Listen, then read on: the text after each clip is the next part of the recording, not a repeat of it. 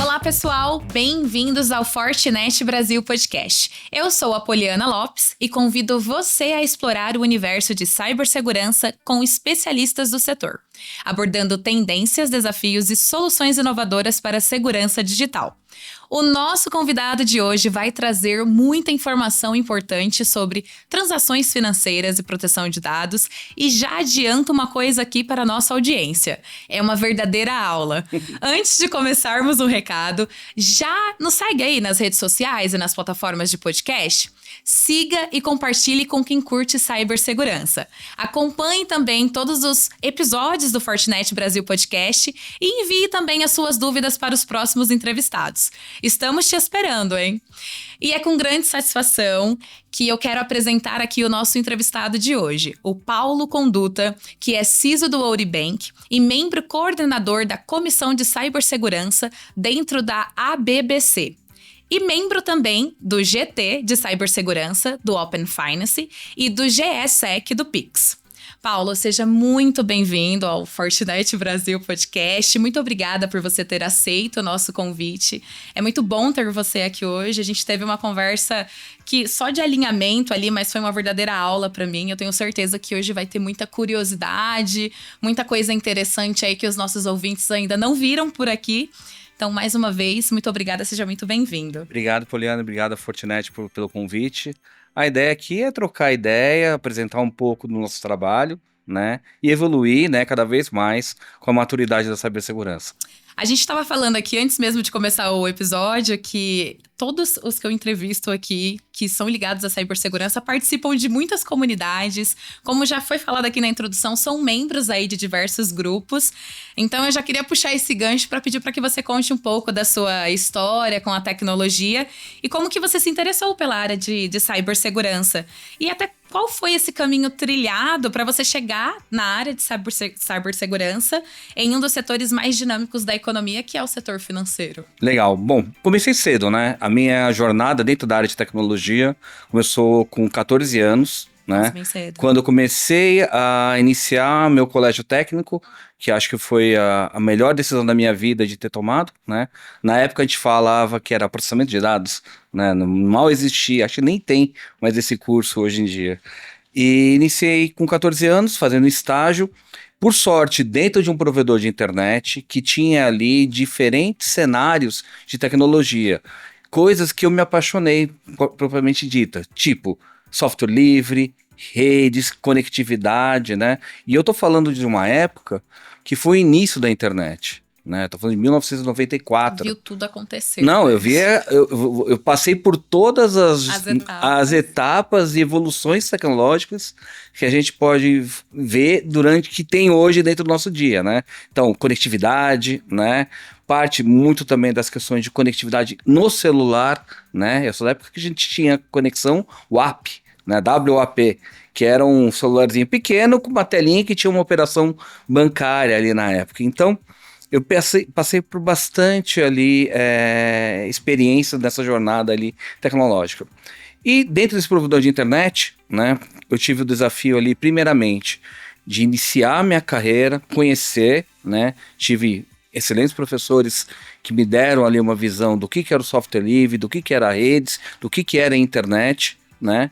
E pela conexão que existe entre software livre e segurança e por estar dentro de um provedor, ali eu comecei a aprender um pouco o que seria segurança. Naquela época não existia ainda essa palavra segurança da informação, né? A gente sempre tratava ali como uma gestão de infraestrutura, gestão parte de acesso. Tecnologia ali, Isso, né? Então era sempre ali muito ali ainda associado à própria parte de infraestrutura que atuava.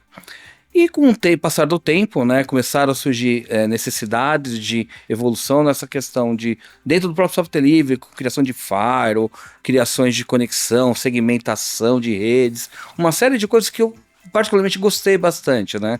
Eu sou da época que a gente fala que a gente estava estudando, a gente sempre queria, entre aspas, zoar o amiguinho, né? Então vamos sacanear o amiguinho fazendo alguma coisa. Então, isso nada mais é o que? A curiosidade, o hack, que nasce na pessoa de você querer evoluir, né? E conhecer formas além daquelas que você tem, né? No dia a dia de aprendizado, para justamente melhorar a sua visão sobre tudo, né? Então, o hack hoje ele é aplicado em vários outros segmentos, né? Não só tecnológico, quando a gente fala até automotivo, né? Você tem a questão de tunar o carro, né?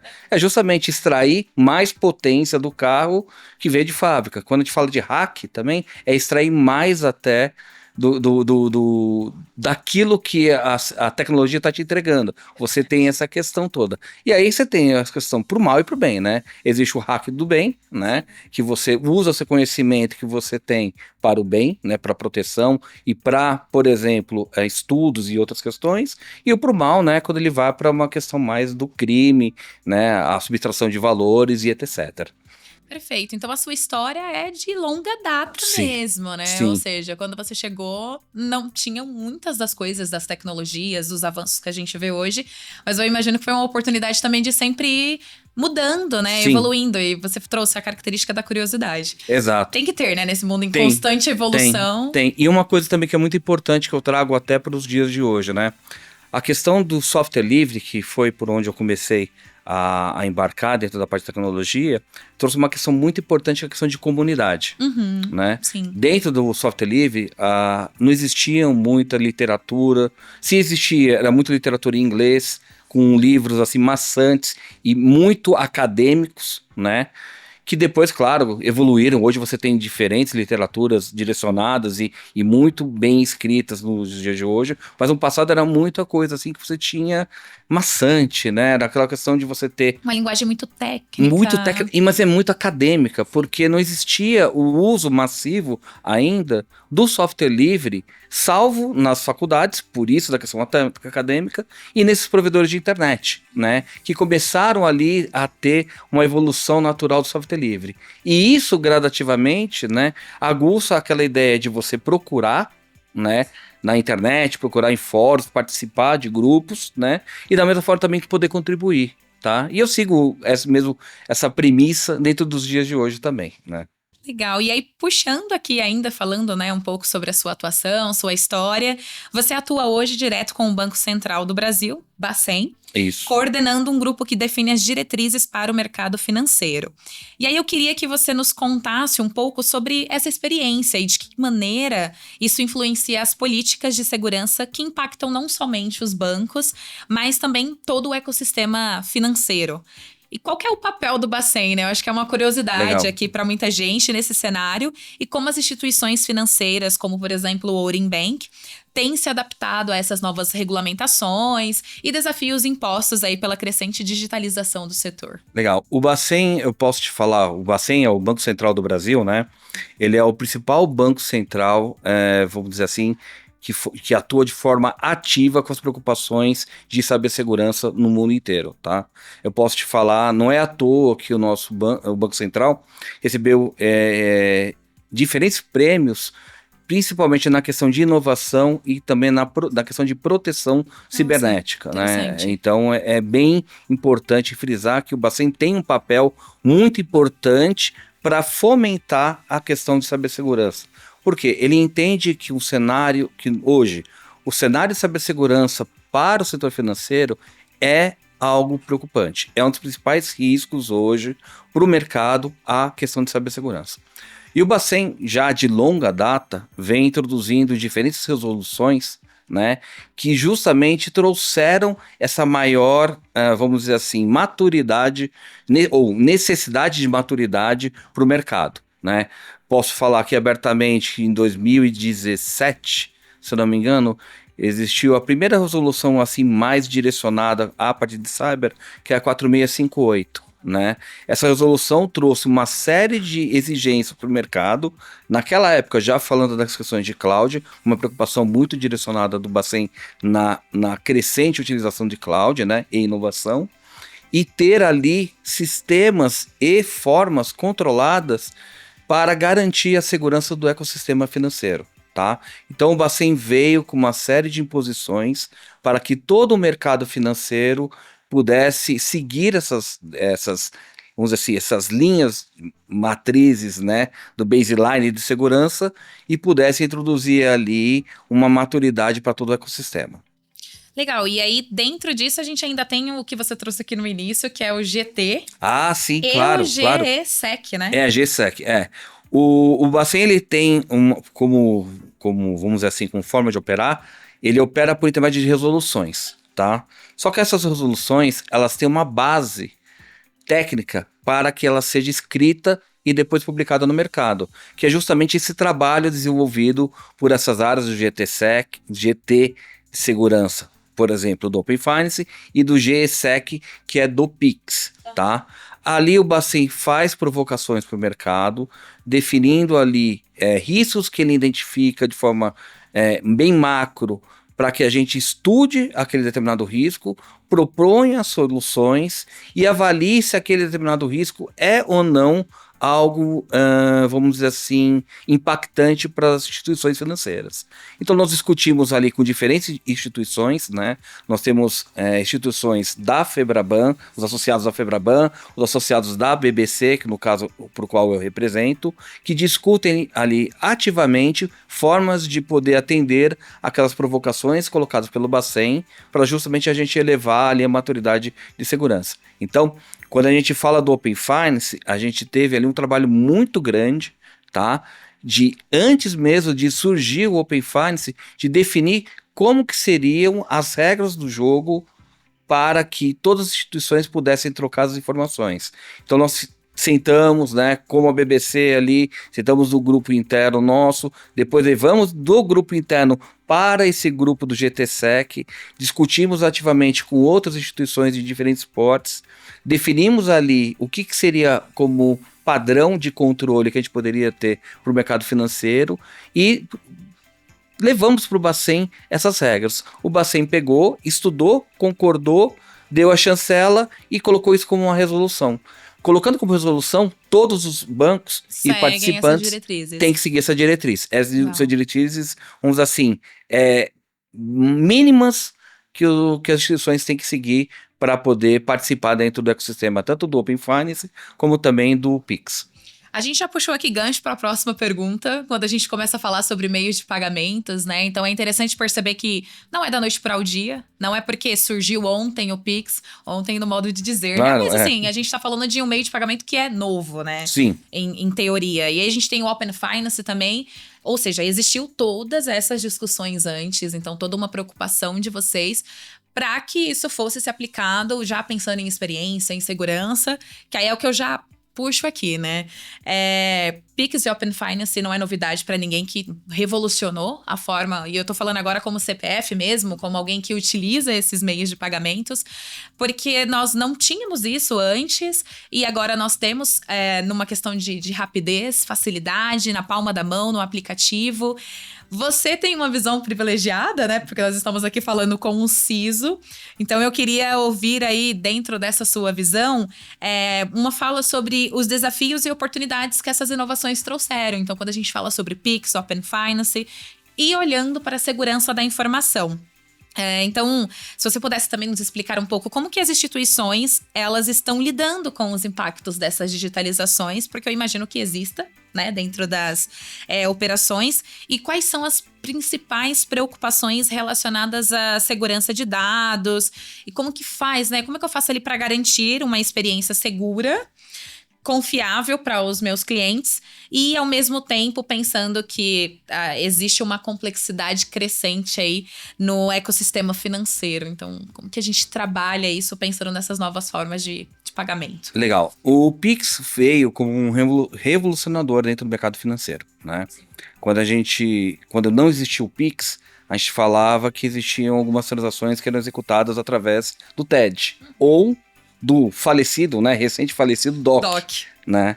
Então, eram operações que têm um custo muito elevado para as instituições, porque nós temos uma série de conectividade e controles adicionais que têm que ser implementados para participar dessas redes do TED e do DOC, né? E são sistemas que, mesmo sendo pioneiros no mercado mundial, porque lá fora não existe transferência eletrônica como o TED. Existiam outros tipos de transferências muito mais parecido com o DOC, né? Com questão de compensação e etc. O TED, ele já trouxe ali uma transferência eletrônica com uma garantia muito interessante. Quando o Bacen trouxe para a gente a questão de inovação do Pix, né, no primeiro momento foi aquele baque, né? Falou, nossa, vamos transferir o valor instantaneamente, sem ter, entre aspas... Acho que é 18 segundos, né? Não, você tem que transferir o valor em até 18 segundos. Se até 18 segundos você não transferir aquele valor, aquela transação, ela é cancelada. Imagina. Então, como que a gente falou? Como que a gente vai guardar, gerar todo um processo de diligência para identificar se é uma fraude, se não é uma fraude? Foi algo que pra gente foi bem impactante. Mas a gente achou que, vamos seguir, né? A gente começou a construir controles ali para justamente a gente poder delimitar e colocar ali as nossas regras do jogo, né? Nossas políticas de compliance, nossas políticas de antifraude dentro daquelas transações e poder ter um sistema seguro. E foi bem salutar, né? Se a gente for ver hoje nenhuma instituição hoje não consegue operar se não tiver o Pix. E tornou uma posição tão importante para o mercado que hoje as instituições veem no Pix uma forma, né, como um negócio. Né? Então ela passou... Virou um modelo de negócio. Virou um modelo de negócio. Sim. Hoje você tem ali, vamos dizer assim, as instituições de pagamentos, né? E outros serviços, né? Gateways de pagamentos, que você traz ali a funcionalidade do Pix para dentro desse gateway e possibilita gerar, né, um negócio para a instituição financeira. Além disso, tá?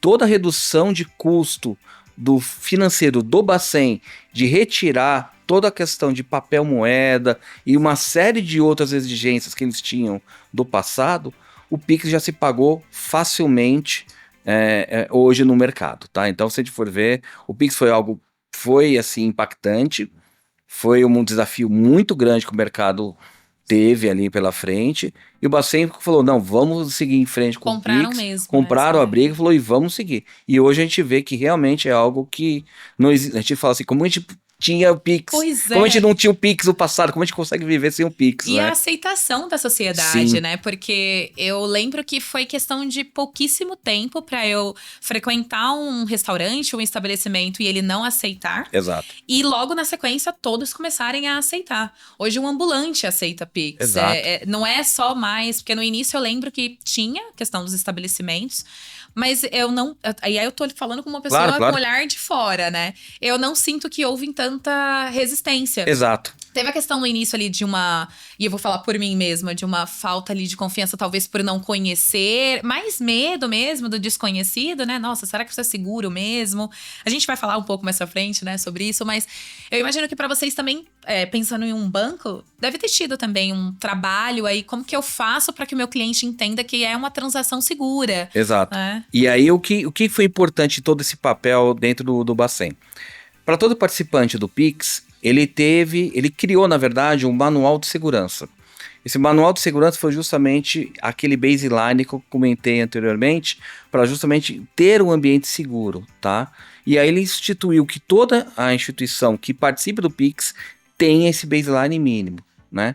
É claro, vamos dizer assim, é 100% seguro? Não dá para te falar nada hoje que é 100% seguro. Se você quer ter 100% seguro, você desliga da tomada, guarda num cofre, pega a chave, joga fora, porque só assim você vai ter um ambiente totalmente seguro. Mas ali é um ambiente que foi estudado, foi trabalhado, ele passa por série de testes de segurança também, não só o ambiente do próprio Bacen, né, que a gente fala que é o DICT, né, onde estão todas as informações ali operacionais do Pix, né, mas também o ambiente das instituições também passa por uma série de testes para justamente garantir a segurança de todo o processo, né, tanto da origem até chegar ao destino.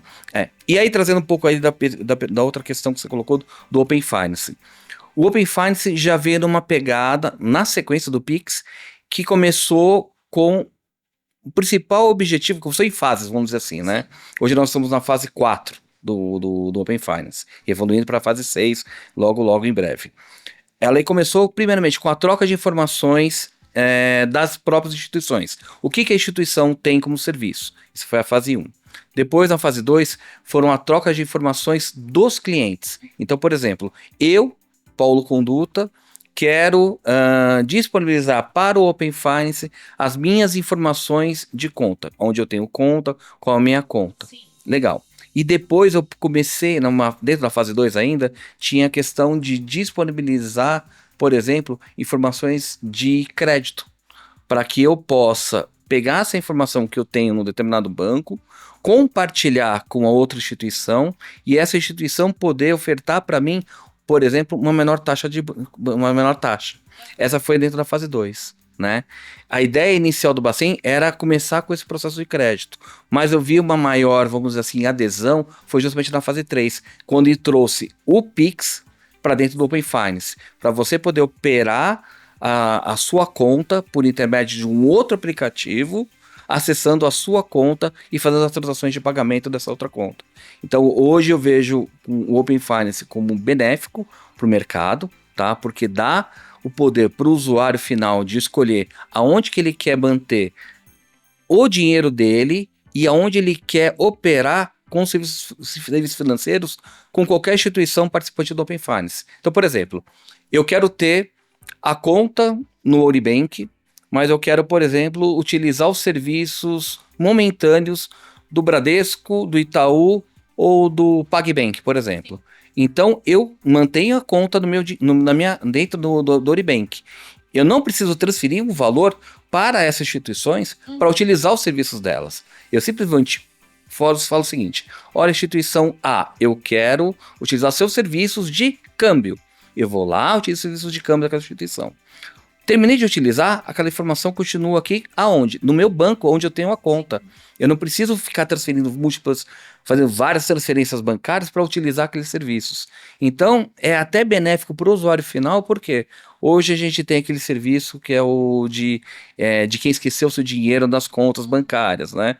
Possivelmente, quem tem conta por muito tempo, deve ter algum dinheiro espalhado. Tudo bem, algumas têm 1, 2, 3 reais, outras a gente vê 1 milhão, teve notícias aí. Então, dá pro detentor da conta, para quem é o usuário final, uma gestão financeira sobre o seu valor e dá escolha para ele. Então, eu acho muito mais seguro para o usuário final manter os seus dados, as suas informações e o seu dinheiro numa instituição que ele confia, que ele tenha confiança.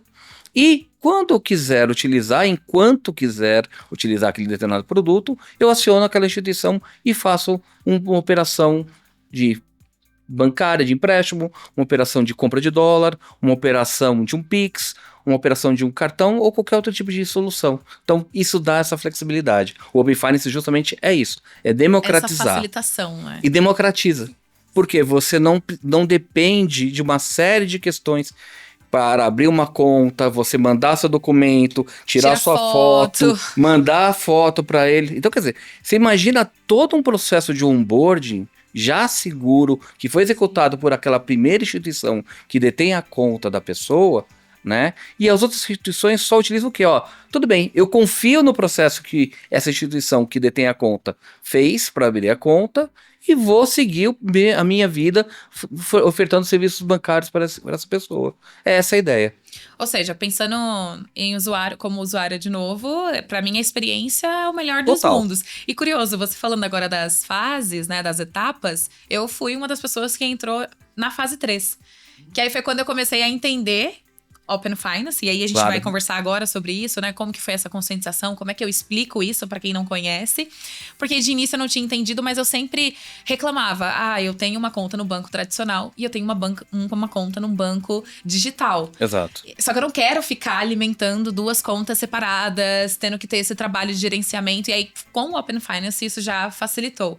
Mas eu imagino que isso não foi da noite para o dia. Não. E aí, até encaminhando para a próxima pergunta aqui, com o aumento, né, dessas transações digitais, surgem aí também novos riscos, como fraudes, vazamento de dados. Isso sem falar na enorme quantidade de golpes, né? A gente tem até uma campanha que eu vou pedir para que você explique para os nossos ouvintes esses golpes que surgem aí diariamente. Então, quais são as principais ações, Paulo, que têm sido adotadas para mitigar esses riscos, tanto em instituições quanto para o usuário final, né, o cliente final? E aí eu queria aproveitar e puxar um gancho aqui para que você explique um pouco sobre a campanha Tem Cara de Golpe, que eu conheci no painel de debates da Claro. Legal, ótimo. E eu acho que é interessante para a gente conhecer aqui também. Ótimo. Da mesma forma que o Pix, né, o Open Finance nasceu também com uma série de regras que as instituições tiveram que implementar. Posso falar abertamente, muitas das instituições que participam do Pix, quando a gente definiu as regras do jogo, falou o seguinte: nossa, eu não tenho isso nem no meu onboard, nem no meu processo aqui atual das minhas APIs. Então, quer dizer, foi uma questão provocativa muito interessante, porque ela fez algumas instituições que não tinham uma maturidade ou não tinham, entre aspas, controles implementados, a implementar esses controles para justamente estar aderente a todo o processo do Open Finance, tá? Então, quer dizer, o Open Finance veio justamente com essa provocação. E aí, com essa maior, vamos dizer assim, maturidade do mercado, começa também a ter alguns outros problemas, mais, vamos dizer assim, mais direcionados na ponta do usuário, né? Por quê? O sistema financeiro brasileiro, ele tem ali, como falei, uma série de controles que já garante uma série de salvaguardas para que o ambiente seja seguro, tá? Onde não está seguro, né? Ou não é nem que não está mais seguro, não gosto de falar muito o elo mais fraco, não. O elo que a gente tem que ter mais atenção com o usuário, tá? E aí a gente começou justamente a se preocupar com o usuário. Como que o usuário está utilizando os serviços financeiros, como que a gente pode levar para esse usuário de forma mais segura todos esses serviços financeiros, né? Como que eu evangelizo? Exatamente, conscientiza, evangeliza, como você leva, justamente. Então, a gente começou, dentro do próprio BBC, dentro também dos GTs, a ter ações de campanhas para ter ali essa maturidade também do usuário final, que é um papel importante em todo esse elo que a gente tem aqui do mercado financeiro. Então a gente começou primeiramente com uma campanha que iniciou no ano passado, que a campanha Tem Cara de Golpe, com a ideia de levar para todos os associados, que hoje nós temos 118 associados da BBC, e desses 118, 87 associados aderiram à campanha, justamente para levar para esses usuários finais formas de ele mitigar eventos de segurança e fraudes que porventura possam ocorrer com eles. Então, a gente criou uma campanha com uma série de vídeos, né, que foram, vamos dizer assim, viralizados dentro das redes sociais, dentro das próprias instituições, né, que aderiram à campanha, para justamente levar a ideia de conscientização de golpes, conscientização de fraudes para o usuário final, como ele se protege. Numa linguagem que ele entende. Numa linguagem puramente simples, tá? Direta, para justamente facilitar absorver ali o conhecimento pelo usuário final. E a gente já está agora na segunda fase dessa campanha, que a gente fez novamente agora a repactuação dessa campanha, que foi há 2 semanas dentro do Bacen, né?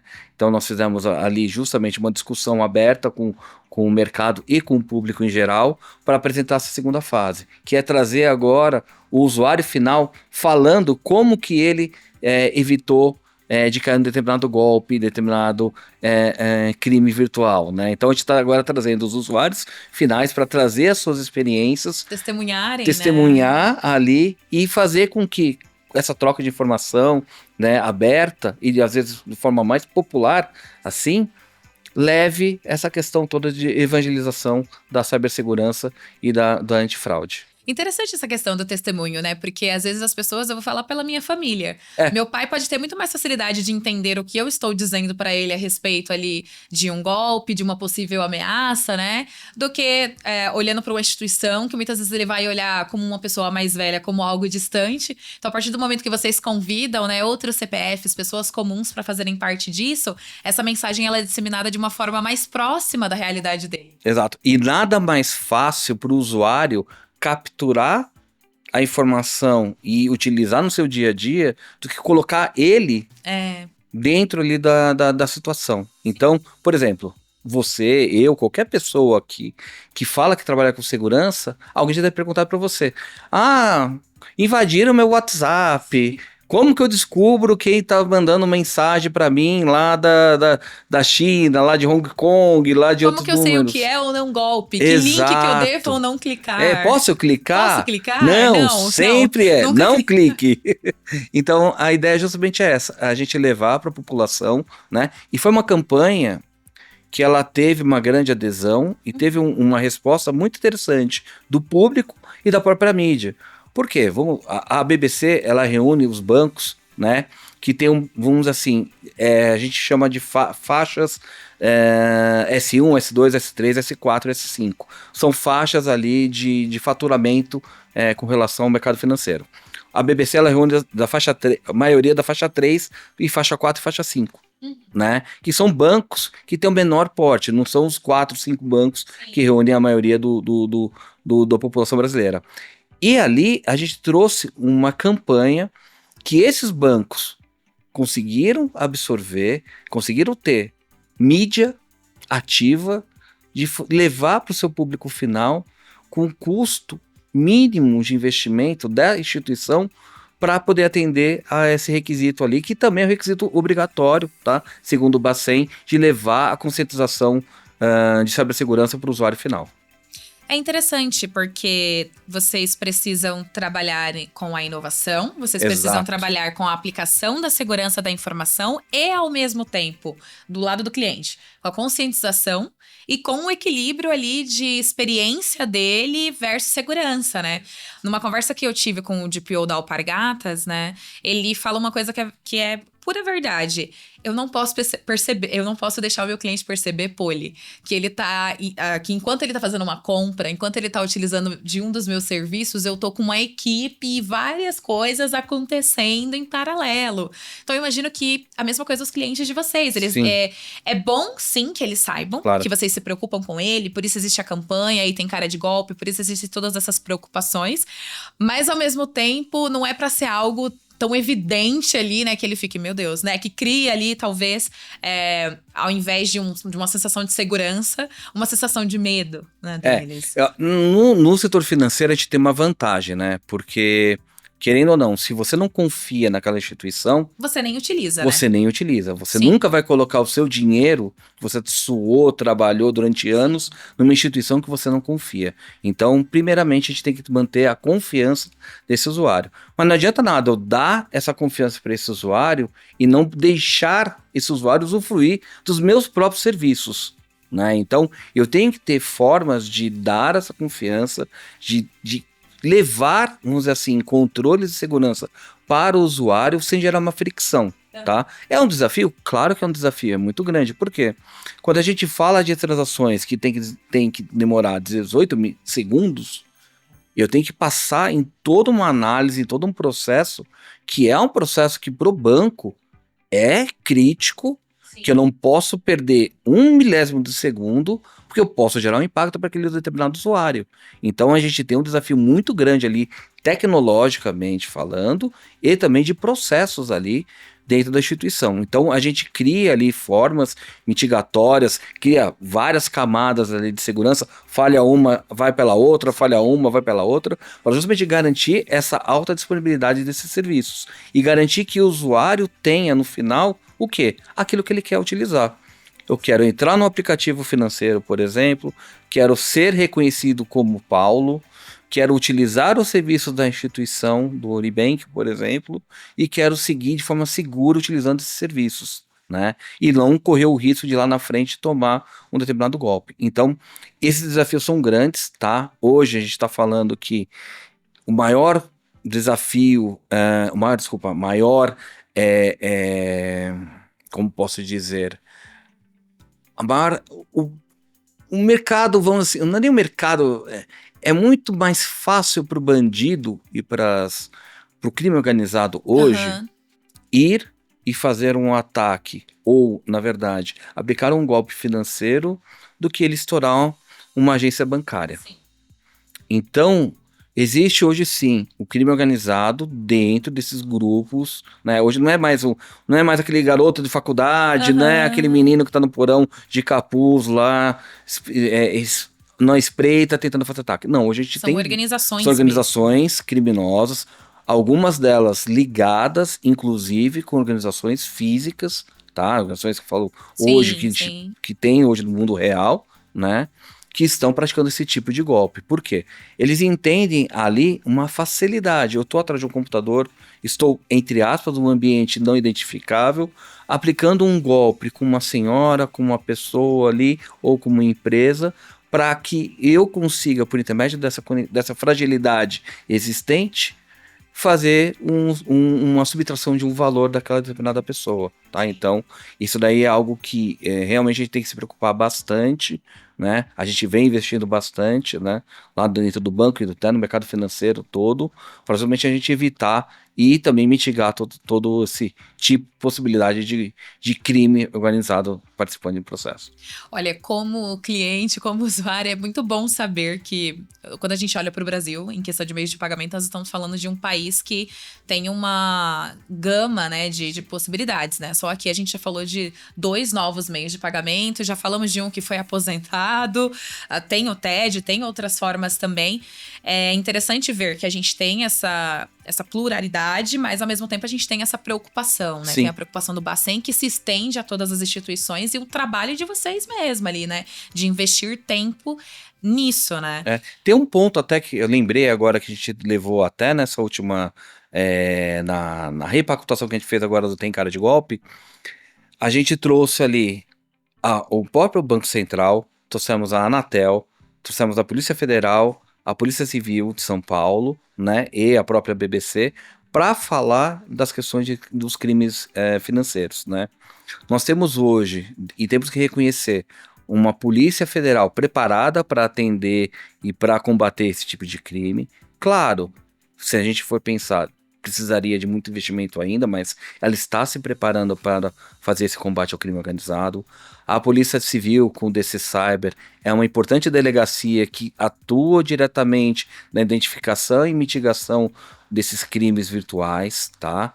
Nós temos também a Operação Tentáculos da Polícia Federal, que conecta o mercado financeiro, o Febraban, agora também a BBC, que nós estamos assinando o acordo de cooperação com eles, e os órgãos policiais de investigação ativamente para a identificação desses crimes financeiros, né? E a própria atuação dos reguladores, né?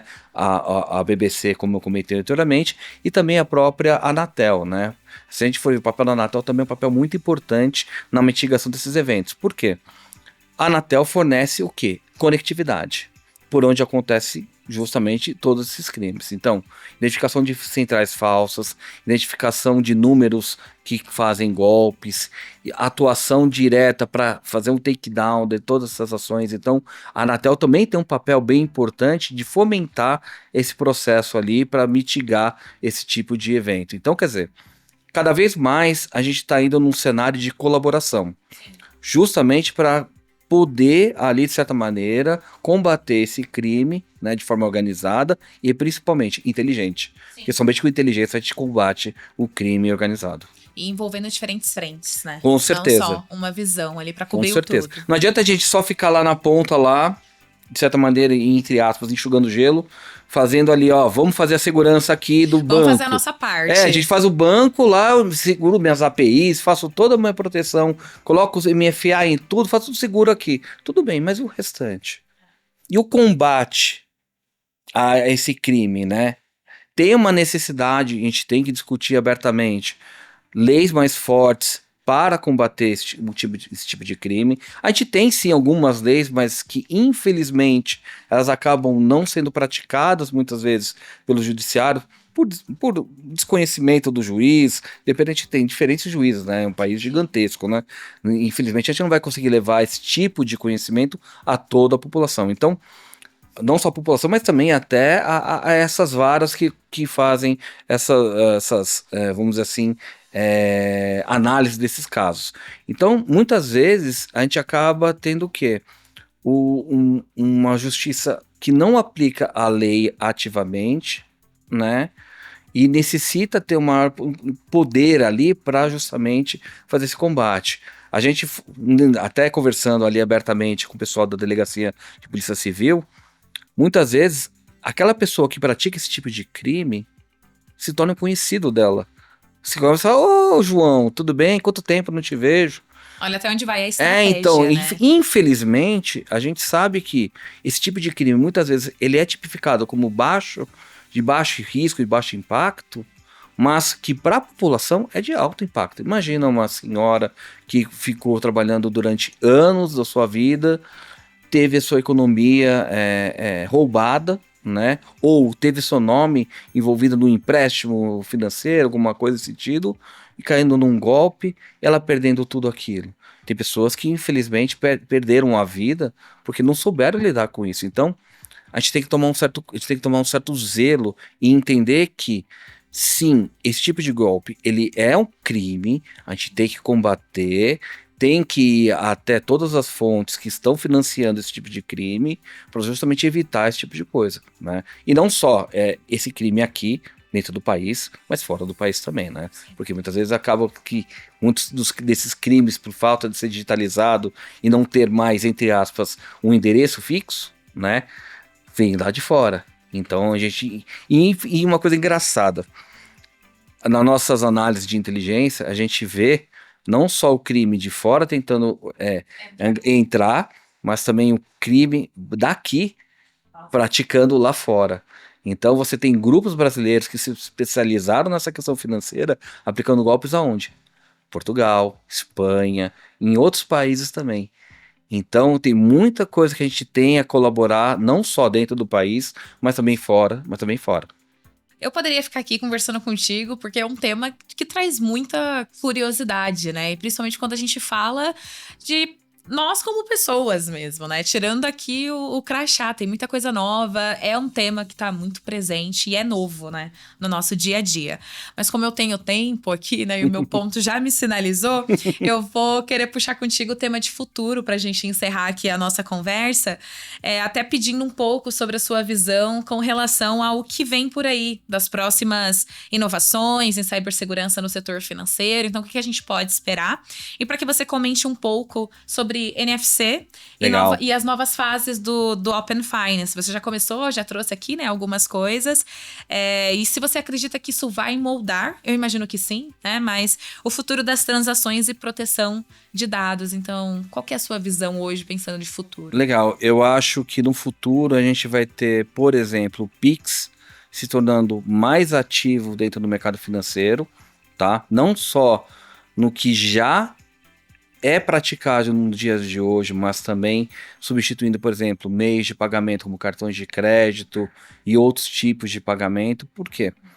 O Bacen, ele introduziu agora uma provocação justamente que a gente chama de pagamento por Pix sem aproximação. Por aproximação, desculpa. Sim. Tá? Que nada mais é do que o quê? Você utilizar justamente a tecnologia que você falou, que é o do NFC. Então, imagina hoje, como eu tenho no meu Android, no meu Apple, você tem dentro da sua carteira o seu cartão de crédito cadastrado, você vai ter ali o quê? O seu Pix cadastrado ali dentro do seu cartão, do seu celular, tá? E aí, quando você for fazer uma transação financeira, tá? Em vez de você selecionar pagar com o seu cartão de crédito, você vai escolher pagar com o quê? O seu Pix. Então você vai lá, simplesmente utiliza ele e faz o processo de aproximação e faz o pagamento. Isso tudo só está sendo possível por duas coisas. Primeiro, pelo próprio processo do Pix e pela própria API do Open Finance. Por quê? Todo esse processo vai decorrer por intermédio da API do banco para justamente facilitar todo esse processo de pagamento. Então, o Bacen já teve uma visão lá no começo do Open Finance, estou falando de uns 5 anos quando introduziu, de introduzir agora essa visão tecnológica nova de pagamento por aproximação para o Pix. E além desse pagamento por aproximação, nós temos também outros desafios, que é o quê? O pagamento recorrente do Pix, que vai justamente possibilitar você ter pagamentos sendo efetuados como o cartão de crédito que você tem. Eu quero pagar isso daqui em 10 vezes. Então tá, você vai pagar em 10 vezes no Pix, de forma automática e com laço de segurança. Então o Bacen tá trabalhando para evoluir esse meio de pagamentos para se tornar ele já é hoje a principal forma de pagamento, mas se tornar uma das, não vou dizer únicas, que depois pode ser que nossa, uma outra questão. O Drex veio aí, mas é uma outra pegada, uma outra linha de trabalho, mas para se tornar cada vez mais fomentado no mercado. O NFC tem uma particularidade, né? A gente que é de segurança, a gente se preocupa muito com essa questão do NFC. Por quê? É uma tecnologia que ela é interessante, mas se ela é mal utilizada, ela pode gerar um impacto muito grande, né? A gente tem hoje diferentes cenários ali de ataques NFC sendo executados, né? E ataques muito parecidos de interceptação, né? Que a gente chama man in the middle, né? Que possibilitam ali você capturar uma sessão ali para justamente falar em nome daquele determinada pessoa, né? Ou ter aquela informação e trocar a informação no meio do caminho, né? O pagamento por aproximação, a gente está com algumas discussões com o Bacen a nível regulatório para ter ali algumas regras ali para mitigar alguns tipos de eventos, né? Fazer alguns limites, diferenciações ali da identificação do canal. Por quê? Quando a gente fala Pix, a gente tem que entender que o Pix ele pode ser feito de 1 centavo até quase R$1 bilhão. Teve operações dentro do Pix que vieram quase de R$1 bilhão. Então, quer dizer, é um volume gigantesco, é uma possibilidade gigantesca de ocorrência de um golpe. Então, a gente tem que controlar, garantindo aquela sua experiência, né, garantindo que o usuário utilize de forma segura aquele determinado produto.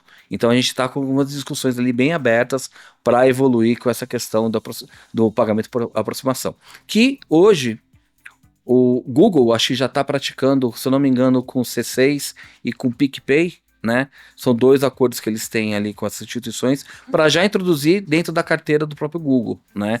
Mas é aí que tem uma evolução ainda mais a ser efetuada, não só como tecnologia, como processo ali do Pix, mas até também uma evolução do próprio Google e do Open e da Apple e de quem porventura quiser ter uma carteira digital dentro do seu celular, né? Acho que a Samsung tem também esse mesmo Samsung Pay, se eu não me engano, para justamente essas empresas também seguirem algumas regras que porventura a gente no mercado financeiro entende que são necessárias para que elas possam ali contribuir e entrarem dentro do mercado financeiro do Pix. Ou seja, do nosso lado aqui é ficar atento às próximas inovações e o que a gente vai ter aí de novo. E quem sabe daqui a um ano a gente vai ter que conversar de novo, né? Porque aí já vai ter novas fases. Não, se a gente for pensar, né, em sentido de inovação, a gente já tem, por exemplo, na China, o pagamento pela palma da mão. Pela palma da mão, sim, eu vi o vídeo mesmo. Então, quer dizer, a gente tem diferentes cenários ali de desafios. Tem um desafio muito grande que a fala do antigo presidente do Banco Central fala, da questão do Super App.